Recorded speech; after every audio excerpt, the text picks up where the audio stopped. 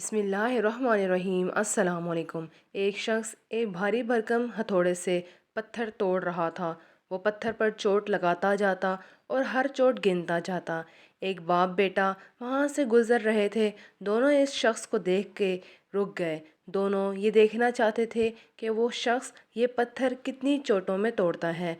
जब 75वीं चोट लग चुकी, 76वीं चोट पर वो भारी भरकम पत्थर रेज़ा रेज़ा हो गया। चोट लगाने वाले शख्स के मुंह से बेसाख्ता ये अल्फाज निकले, इस चोट ने पत्थर तोड़ा है। दोनों बाप बेटे इसकी बात सुनकर एक दूसरे का मुंह तकने लगे। बाप ने बेटे से पूछा, तुम्हारा क्या ख्याल है, क्या ये शख्स दुरुस्त कह रहा है? बेटा बोला, जी हाँ। बाप ने कहा, नहीं, ऐसा नहीं है। ये पत्थर दरअसल 76वीं चोटों ने मिलकर तोड़ा है। अगर पहली 75वीं चोटें इस पत्थर पर ना लगाई जाती तो 76वीं चोट कुछ भी नहीं कर सकती थी।